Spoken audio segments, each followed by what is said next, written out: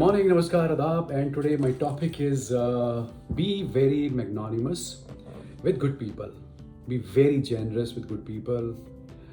Those who are doing good, those who are ethical, those who are nice and are following company's philosophy. But be very harsh with those people, those who are corrupt and manipulators. ये दो रूप होते हैं एक leaders के. अच्छे leader के ये दो फेसेस होते हैं. On one side you find him very gentle, very kind, very nice. वो अच्छे मेडिकल रैप को देखता है और देखता है कि वो प्रोग्रेस क्यों नहीं कर रहा, पोटेंशियल है, there is some politics, there is some problem. He can come forward and help, hand hold, और उसको ऊंचा उठाता है. And you'll find these examples a lot in mankind. आपको बहुत सारे एग्जाम्पल्स मिले होंगे, मिले हैं, और आपको फ्यूचर के अंदर अगले साल, ये जो अप्रैल से 2024 से, you'll find lot of more examples. आपको लगेगा अचानक, अरे यार ये आदमी is very young, he was few years back a RM और area manager, then became ZM and divisional manager. आज इसको नई डिवीज़न के अंदर नेशनल सेल्स मैनेजर बन जाता है. ये कैसे पॉसिबल है? But yes, anything is possible in mankind. But on the second side, you find that somebody was working at a higher post, but was not improving, was not evolving, was not hardworking. वो RM है, वो ZM है, वो AM है. वो कहीं ना कहीं किसी न किसी मैनिपुलेशंस में इन्वॉल्व है. वो सोचते हैं ये छोटी सी चीज़ है, और वो उस स्टेटस से, उस डेजिग्नेशन से, या उसकी जो एक रेपुटेशन है, उससे नीचे आ जाता है. It will keep happening in Mankind. और मेरा ये मानना है, बहुत स्ट्रांग मानना है, अगर आप करप्शन को और मैनिपुलेशंस को टाइम से पकड़कर हार्शेस्ट एक्शन लेकर आप ठीक नहीं करेंगे, they will spread very fast. और जब मैं बात करता हूँ करप्शन की और मैनिपुलेशन की, तो सबसे बड़ी मैनिपुलेशन जो मैं बोलता हूँ वो होती है manipulation of infiltration.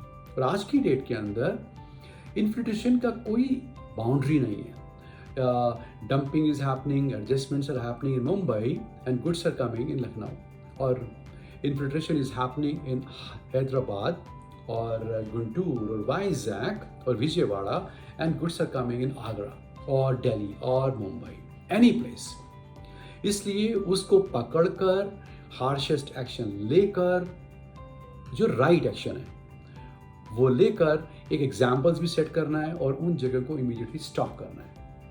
This is very very important. और जब भी इस तरह की डंपिंग्स, इन्फिल्ट्रेशंस होती हैं, इन्फिल्ट्रेशन कहाँ ज़्यादा होती हैं? जो प्रोडक्ट्स आपके क्रॉनिक साइड के हैं, जिनके ऊपर इंसेंटिव ज़्यादा हैं, जिनकी सेल से मेडल्स बनते हैं, उनकी होती है इन्फिल्ट्रेशन.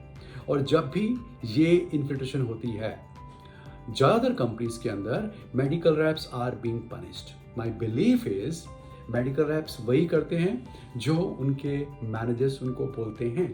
कौन से manager? First line, second line, third line, top line, state head, everybody. और मेरे हिसाब से everything, culture, values, integrity, everything, these important things, value system, this flows from top to bottom. कैसे प्रैक्टिकली पॉसिबल है कि एक एरिया के अंदर इन्फिल्ट्रेशन हो रही है,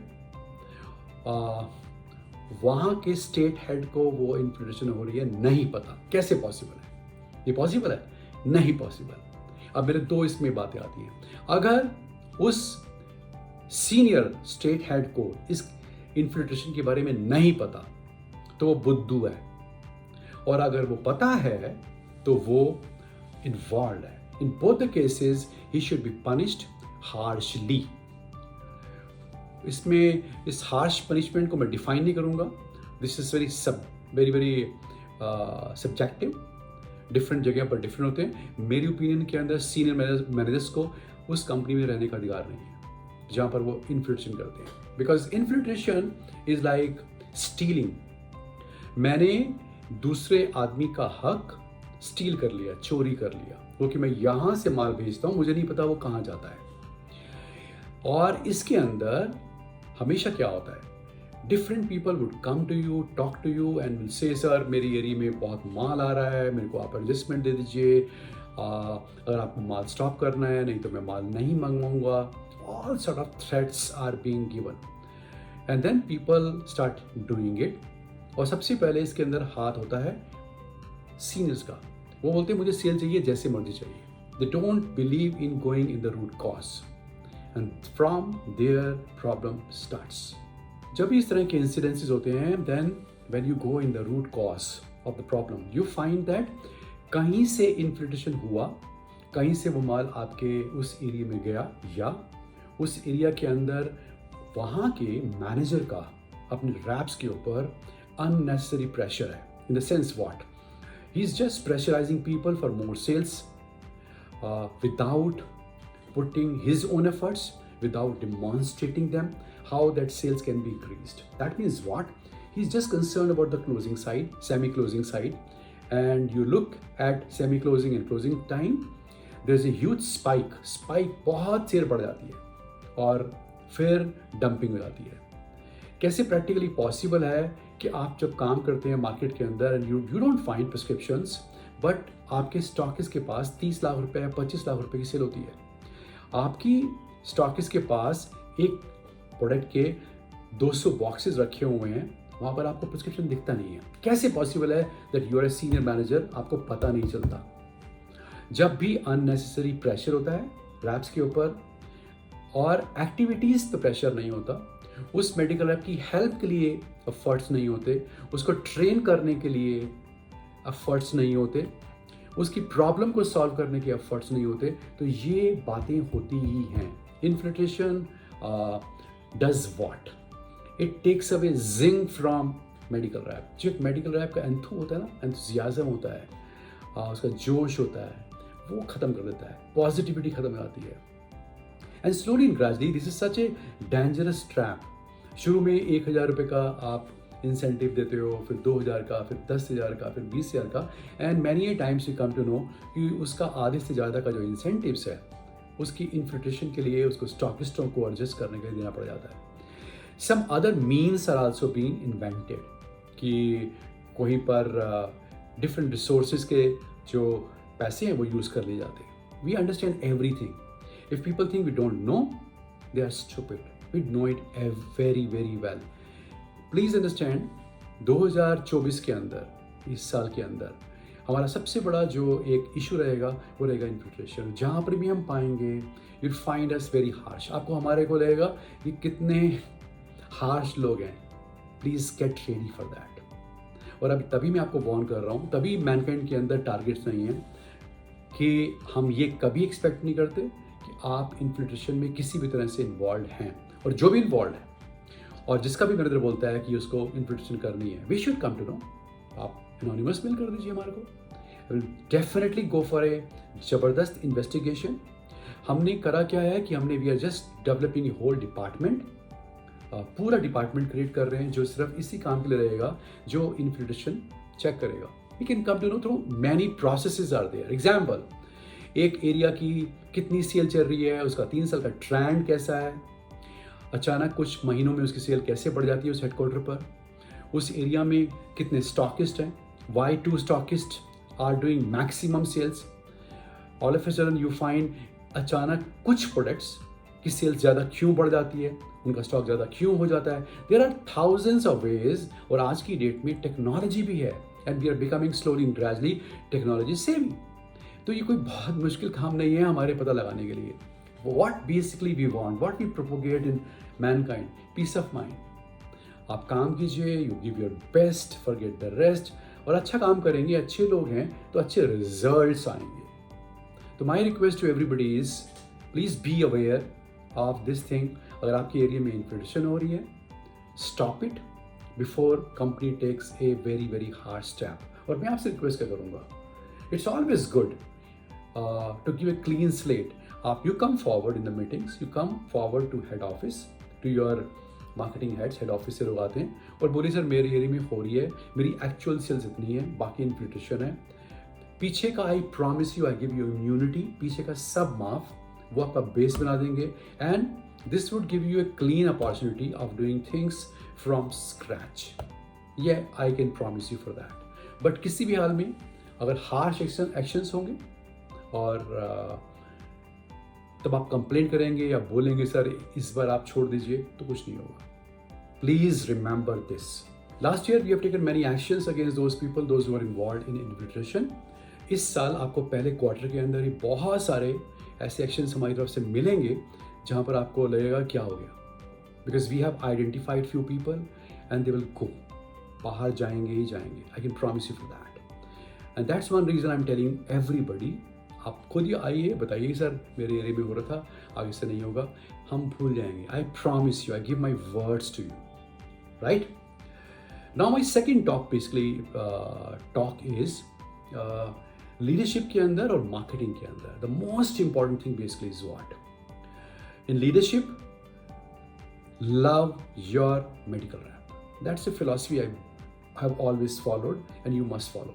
लव योर जूनियर्स. जब तक आप अपने जूनियर्स को प्यार नहीं करेंगे, पसंद नहीं करेंगे, और मैं बातों के ऊपर बात नहीं कर रहा. I am not talking about words.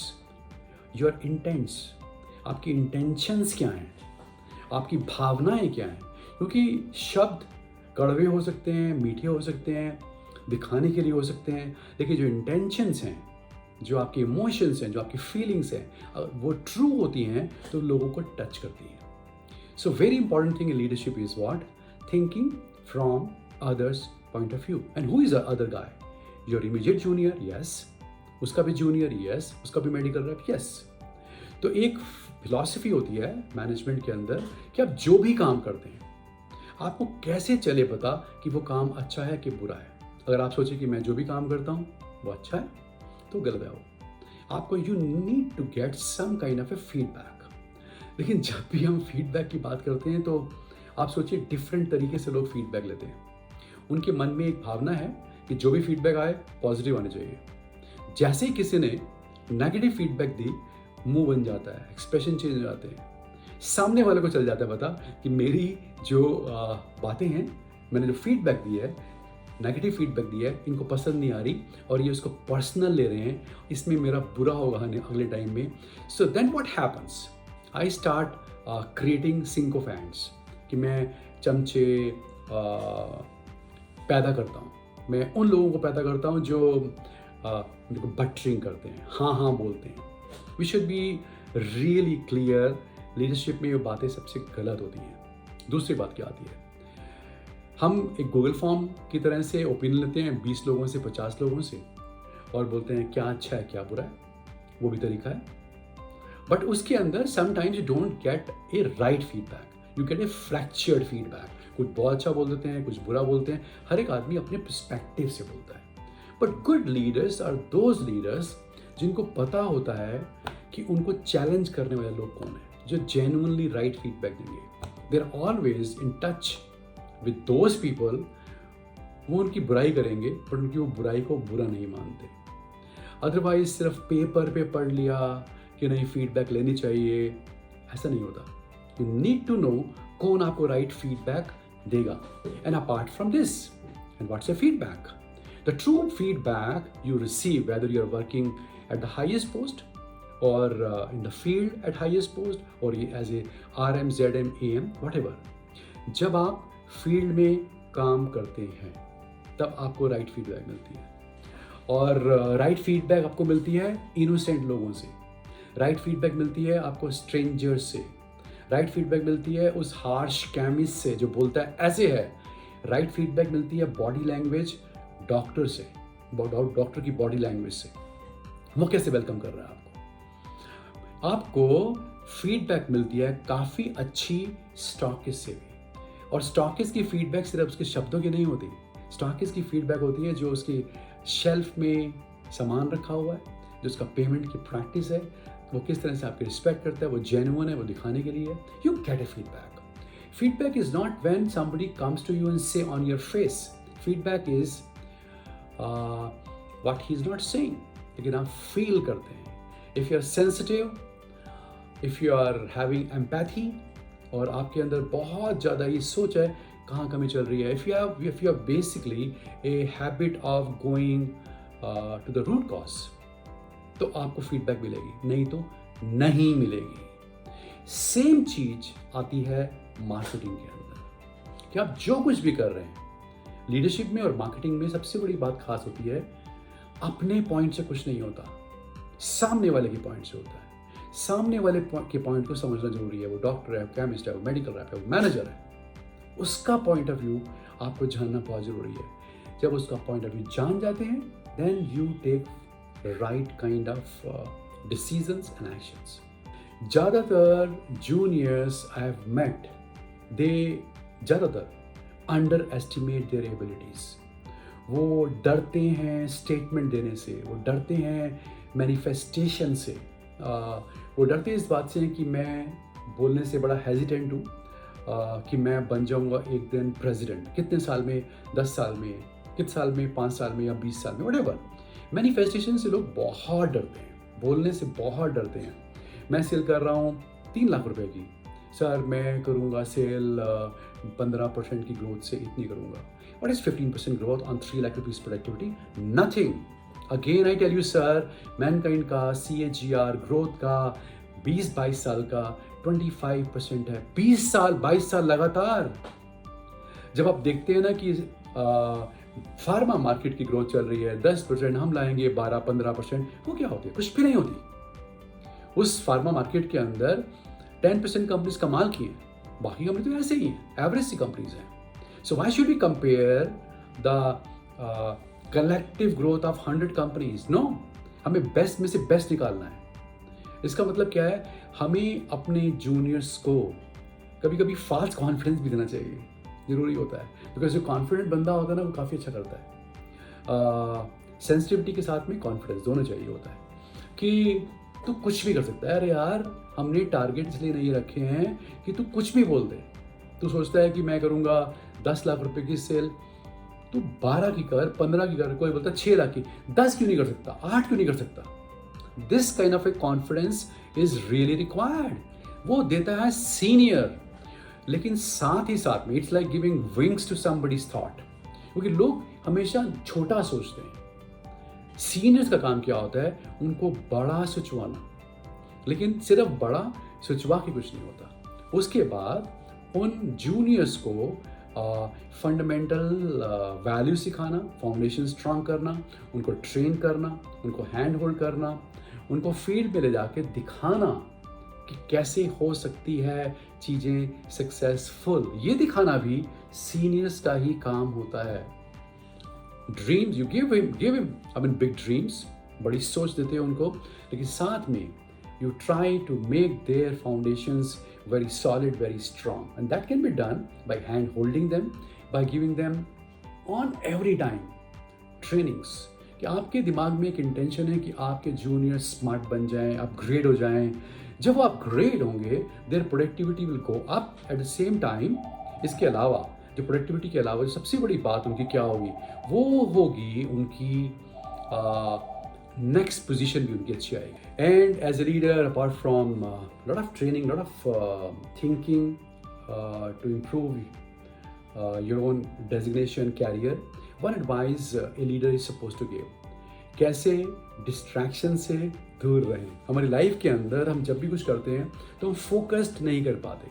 Like मैं आपसे बात कर रहा हूँ तो फ़ोन आ गया, ये it was a distraction, right?